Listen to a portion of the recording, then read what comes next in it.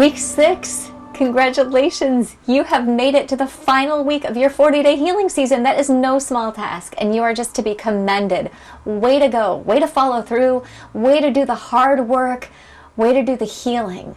The scripture that I chose for you is from Acts 20, verse 24, and it says, "My only aim is to finish the race and to complete the task the Lord Jesus has given me, the task of testifying to the good news of God's grace."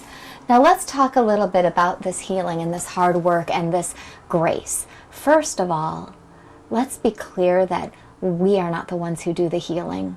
The journaling is great. The scriptures are fundamentally important. Our time with our prayer partners, the checking in with our empty broken spot, the inviting the Lord in with the breath, all that. Those are tools, but they are not the gospel, and they are not commandments. They're suggestions that hopefully have drawn you closer to healing and closer to Jesus.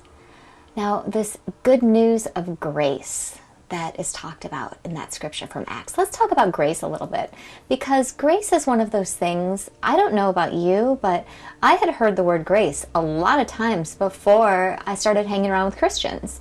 My yoga class, the first thing that they would say is open to grace. Or I'd be driving down the road and I'd see a bumper sticker that says, "Grace happens." What does that mean? And what does it mean in context of the gospel? Grace, amazing grace, is us, I've heard it defined as us getting what we don't deserve. Before I met Jesus, I used to think that I had to earn my way into the kingdom of heaven. And maybe right now you think that. Maybe you think that you have to get it right or learn a particular lesson to be able to go to heaven, to be good enough, to have the scales tip in your favor. But you know what amazing grace is? You know what God's mercy is? It's realizing that we can't get it right. And that God takes mercy and says, "I will cover you. I will cover you." That is what the cross is, okay? So when Jesus died on the cross, that was a sacrifice for all of our brokenness. And when he rose from the dead, that was him setting us free. That was him setting you free, okay? So that's amazing grace. We get in because of what he did, not because of what we did or didn't do, okay? Now, a lot of people would like to say, and I hear it all the time, and I've even said it myself, well, I'm a good person. Okay, great. So what, right? Let's talk about amazing grace. Look, this right here is, it was my mom and dad's. It's a tornado survivor. This was a beautiful picture. It went through the tornado. It's by a studio called Frankoma, and this was one of my favorite things that was in my mom and dad's house. I loved this picture. We didn't have a lot of fancy things, and this isn't a fancy thing, but I loved it. And I searched through the wreckage of the tornado, and if you read the healing season, you'll see there was not very much left of our family. I mean, very little remained. But I found this picture, most of it, and I saved it and I cherish it. Now, I took it as a little bit of a God wink not that long afterward that I found this picture at an estate sale. Also a beautiful Frankoma picture. And I thought, wow, Lord, thank you so much. Like, I feel like you're with me. Thanks for showing me that little God wink, right? But which one of these do you think I would never sell in a million years? The broken one. Because I went through the wreckage and found it and saved it, because the people connected to it, they matter. And in the same way, the Lord, he went through the wreckage and he found us and he redeemed us. He saved us because we matter. We matter to him. You know, a scripture that came to mind when I was thinking about these You know how the Lord does that? Sometimes we've talked about that a bunch of times, right? How the Lord will speak to us in scriptures. Listen to what it says in 2 Corinthians. But we have this treasure in jars of clay to show that this all-surpassing power is from God and not from us. We are hard-pressed on every side but not crushed, perplexed but not in despair, persecuted but not abandoned, struck down but not destroyed. You might think The Healing Season is a good book, and I'm super grateful for that. I praise God for that. Thank you, Jesus, that I managed to get you something that you like. Maybe The Healing Season is a good book, maybe it isn't. I know it's devoted to Jesus, it's his. These books right here, these are really the only books you need. The Bible, the Bible. If I had another one, I'd go the Bible, Bible, Bible. Because, you know what? Everything that we need to know is in there. And you've probably heard it said a bunch of times that every answer to every question you've ever had is in the Bible. And that might sound like a bunch of Christianese to you. I understand, because it sounded like a bunch of Christianese to me. And you know what else sounded like a bunch of Christianese? But you know what, though? Then I found out it was true. Then I tried to live my life by the Bible. Then I would come up with a great big problem. And I would say, okay, what do I want to do? If I try to do what I want to do, my life is going to crash. I know for sure because I've seen it. I've done what I wanted to do. And then I would try to go to the Bible and do what does it say to do. And even if I don't like what it said or agree with what it said, I know following what I want got me nowhere. And I know that doing what the Bible said saved my life, saved my marriage, restored me, healed me, saved my soul. I know for sure that I will see my mom and dad again in heaven, not because of anything that I can do, but because of Jesus. And so these two books right here, they have the same ending. The Healing Season, the 40-Day Healing Season. And it just would not be right of me to not end this video the very same way. Which is, if you've been relying on the faith of your prayer partner, or thinking about maybe trying on the idea of Jesus, I would just like to invite you to just take a moment and get this settled. Get this big piece taken care of. Because God doesn't force us to be saved. He offers it. It's not like the prince showing up with a shoe that doesn't fit. Well, he's not going to force your foot into a shoe that doesn't fit you. It's made just for you, but you have to say, yes, I'll put it on. And so, there's this thing called the Sinner's Prayer. You maybe have heard of it. It's not in the Bible, but it does kind of take care of the great big questions and the great big answers. It essentially just says, I'm broken. And Lord, you are the one who does the healing. Not my prayer partner, not my journal, not my meditation, Jesus. And so I would like to just invite you to invite in Jesus, because he's here and he's real and he's alive and he loves you with an everlasting, unfailing love. He is pursuing you. You know that's true because you're sitting here right now. You're still watching this video. He wants you desperately. He is desperate for you. And so what do you say? Would you like to accept his invitation?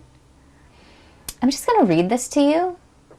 And it's kind of a mashup of the prayer that Mary Quinlan prayed with me when I went forth for prayer, and the letter that Joseph wrote for me, and the Sinner's Prayer. And you can pray it along if you want. And I hope you do. Lord Jesus, I believe you are alive. And I believe that you are here. I am so sorry, Lord, for the many times that I fail. God, I'm trying my best, and I still fall short. And the only thing I can think of for my failure is that I am broken. And the only solution to my brokenness I can think of is you, Jesus. I believe in your death. I believe in your resurrection, and I believe that you are big enough to cover me. Come into my heart, Lord. I give myself to you right now. Teach me how to live. Teach me how to love. Fill up my empty, broken spots by the power of your Holy Spirit, now alive in me. Thank you for saving me. Use my story for your glory. In Jesus' name, amen.